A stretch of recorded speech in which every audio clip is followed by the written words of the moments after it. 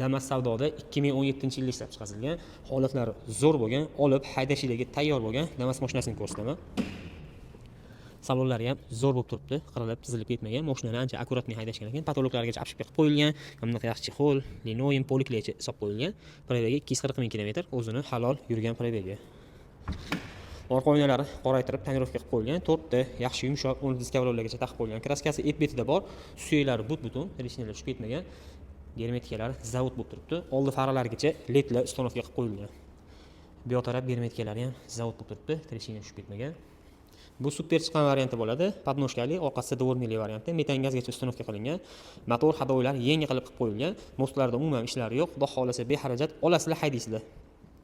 Xo'p, kraskasini, probegini ko'rib, ko'rsatib, tekshirtirib olasizlar. Olib mazza qilib haydayman degan okalar uchun yaxshi variant bo'ladi. Xudo xolasa, Damas savdodan olib mazza qilib haydayman degan okalar uchun mashinamizning narxini $3900 bo'lsa berib yuboramiz.